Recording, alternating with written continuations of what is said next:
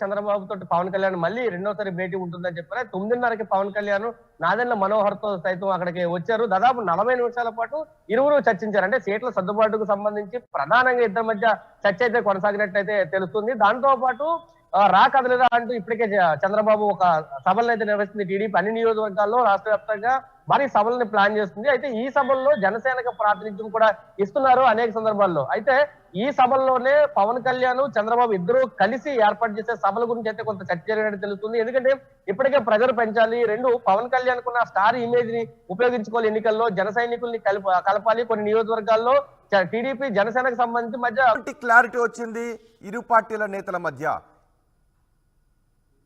రోహిత్, చంద్రబాబు పవన్ కళ్యాణ్ నిన్న 2 సార్లు సమావేశమయ్యారు. ఉదయం దాదాపు 3 గంటల పాటు పవన్ కళ్యాణ్ ఒక్కరే చంద్రబాబుతో సమావేశమైన పరిస్థితి. అయితే సాయంత్రం 8 గంటలకు చంద్రబాబు తోటి పవన్ కళ్యాణ్ మళ్ళీ రెండోసారి భేటీ ఉంటుందని చెప్పారు. 9:30కి పవన్ కళ్యాణ్ నాదెండ్ల మనోహర్ తో సైతం అక్కడికి వచ్చారు. దాదాపు 40 నిమిషాల పాటు ఇరువురు చర్చించారు. అంటే సీట్ల సర్దుబాటుకు సంబంధించి ప్రధానంగా ఇద్దరి మధ్య చర్చ అయితే కొనసాగినట్లయితే తెలుస్తుంది. దాంతో పాటు రా కదలిరా అంటూ ఇప్పటికే చంద్రబాబు ఒక సభలను అయితే నిర్వహిస్తుంది. టీడీపీ అన్ని నియోజకవర్గాల్లో రాష్ట్ర వ్యాప్తంగా భారీ సభలను ప్లాన్ చేస్తుంది. అయితే ఈ సభల్లో జనసేనకు ప్రాతినిధ్యం కూడా ఇస్తున్నారు అనేక సందర్భాల్లో. అయితే ఈ సభల్లోనే పవన్ కళ్యాణ్ చంద్రబాబు ఇద్దరు కలిసి ఏర్పాటు చేసే సభల గురించి అయితే కొంత చర్చ జరిగినట్టు తెలుస్తుంది. ఎందుకంటే ఇప్పటికే ప్రజలు పెంచాలి, రెండు పవన్ కళ్యాణ్ కున్న స్టార్ ఇమేజ్ ని ఉపయోగించుకోవాలి, ఎన్నికల్లో జన సైనికుల్ని కలపాలి, కొన్ని నియోజకవర్గాల్లో టీడీపీ జనసేనకు సంబంధించి మధ్య కొంత దూరం గ్యాప్ అయితే పెరుగుతుంది. ఈ గ్యాప్ ను పూరించడం కోసం పవన్ కళ్యాణ్ చంద్రబాబు ఇద్దరు కలిసి సభలు నిర్వహించాలని చెప్పి ఇప్పటికే ప్లాన్ చేసిన నేపథ్యం ఉంది. కాబట్టి ఈ సభలకు సంబంధించి ప్రధానంగా చర్చ జరిగింది. అయితే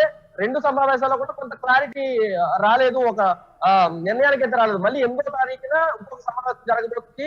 ఈసారి ఖచ్చితంగా 8వ తారీఖు సమావేశంలో పూర్తి క్లారిటీ అయితే ఇవ్వబోతున్నట్టు తెలుస్తుంది. అంటే సభలు సమావేశాలతో పాటు ఎటువంటి వ్యూహాలను అవలంబించాలి, ఎన్నికల్లో ఇరు పార్టీలకు సంబంధించి కొంత సమన్వయ లోపం ఉంది, ఆ లోపాన్ని ఎలా సరిదిద్దుకోవాలనే అంశాల మీద కూడా పూర్తిగా చర్చించారు. 8వ తారీఖు సంబంధించి సీట్ల సర్దుబాటు కానీ, ఎన్నికల సభలకు సంబంధించి కానీ, వ్యూహాలకు సంబంధించి కానీ పూర్తిగా ఒక క్లారిటీ వచ్చే అవకాశం అయితే కనిపిస్తుంది. దానితో పాటు టీడీపీ జనసేన ఇప్పటికీ ఆంధ్రప్రదేశ్ లో పొత్తులో ఉన్నాయి. అయితే టీడీపీ జనసేన ఆంధ్రప్రదేశ్ లో పొత్తులో ఉంటే కేంద్రంలో ఎన్డీఏలో జనసేన కలిసి ఉంది.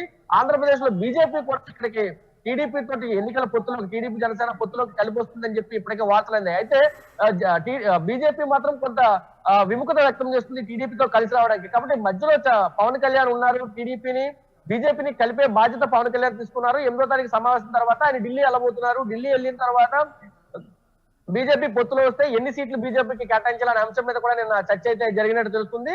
బీజేపీ వచ్చినా రాకపోయినా 14వ తేదీన మొదటి లిస్టు టీడీపీ జనసేనకు సంబంధించి మొదటి లిస్ట్ అయితే విడుదల చేయనున్నట్లయితే పూర్తి సమాచారం అందుతుంది. దాంతో పాటు ఇప్పటికే జగన్మోహన్ రెడ్డి కొన్ని సంక్షేమ పథకాలను అమలు చేశారు. ఆ సంక్షేమ పథకాలకు సంబంధించి ప్రజల్లో వచ్చిన ఏదైతే ఉందో ఆ అంశాన్ని కూడా తీసుకొని, అంటే ప్రజల్లో వచ్చిన సుముఖతను తీసుకొని సెంటు భూమి అంశంలో దాదాపు 30 లక్షల మందికి సెంటు భూములు ఇచ్చారు. కాబట్టి ఈ అంశాన్ని మేనిఫెస్టోలో చేరుతూ ప్రతి ఒక్కరికి 2 సెంట్లు స్థలాన్ని ఇవ్వాలని చెప్పి మేనిఫెస్టోలో ఒక అంశాన్ని చేర్చే అంశం. దాంతో పాటు మేనిఫెస్టోకి సంబంధించి ఉమ్మడి మేనిఫెస్టో ఇప్పటికే టీడీపీ ఎన్ని సీట్లలో జనసేన పోటీ చేస్తుంది అన్న దానిపై ఏమన్నా నిన్న క్లారిటీ వచ్చిందా?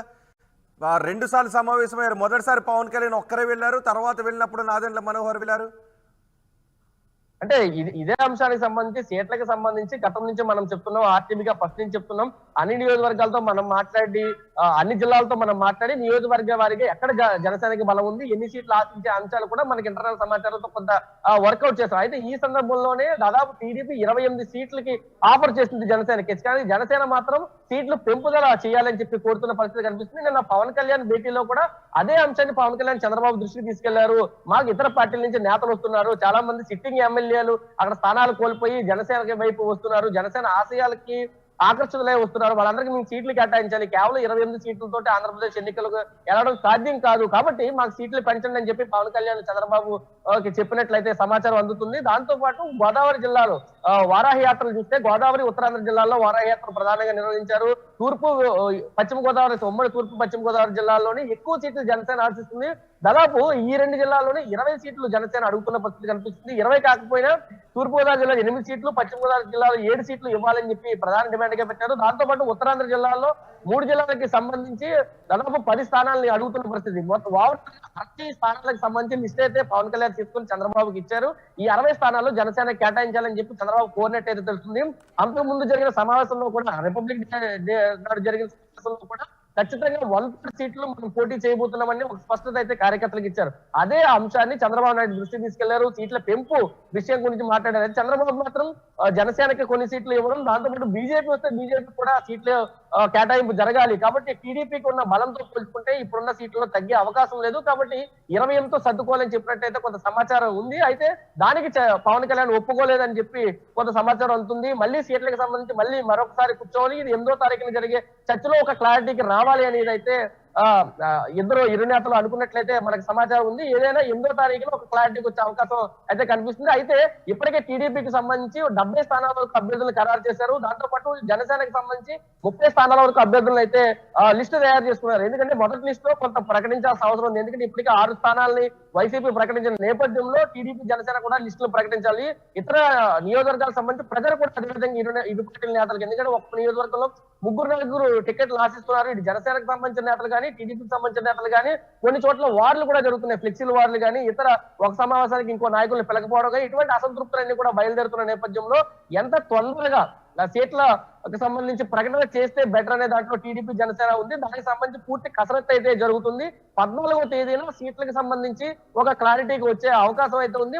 మొదటి లిస్ట్ అయితే ప్రకటించే అవకాశం ఉందని జనసేన టీడీపీ నేతలు అయితే చెప్తున్న పరిస్థితి. రోహిత్. రైట్ సురేంద్ర, దూకుడు పెంచారు టీడీపీ అధినేత చంద్రబాబు, జనసేన అధినేత పవన్ కళ్యాణ్. ఒకే రోజు 2 సార్లు సమావేశమయ్యారు. నిన్న చంద్రబాబు, పవన్ కళ్యాణ్ సీట్ల ఖరారు, అభ్యర్థుల ఎంపికపై కసరత్తు చేశారు.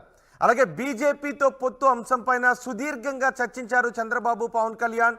ఏ పార్టీకి ఎన్ని సీట్లు పోటీ చేయాలి, ఎక్కడెక్కడ ఎవరెవరు పోటీ చేయాలి, అభ్యర్థులు ఎవరు అనే విషయాలపై సుదీర్ఘంగా చర్చించారు. 8వ తారీఖున మరోసారి భేటీ కాబోతున్నారు చంద్రబాబు, పవన్ కళ్యాణ్. ఉమ్మడి మేనిఫెస్టో, ప్రచార వ్యూహాలు, ఇద్దరు కలిసి పాల్గొనే సభలపైన స్పష్టత వచ్చే అవకాశం ఉంది. అలాగే రాజ్యసభ ఎన్నికల్లో అభ్యర్థిపై కూడా చర్చ జరిగినట్టుగా తెలుస్తోంది. 8వ తారీఖున సమావేశం తర్వాత పవన్ కళ్యాణ్ ఢిల్లీ వెళ్తారు. ఢిల్లీ వెళ్ళి బీజేపీతో పొత్తు సంబంధించిన విషయాలపై మాట్లాడతారు. అప్పుడు ముగ్గురు కలిసి పొత్తులో వెళ్తారా, లేదంటే టీడీపీ, జనసేన మాత్రమే పొత్తులో వెళ్తాయా, బీజేపీ కూడా పొత్తులో ఉంటుందా లేదా అనే విషయం 8 తర్వాత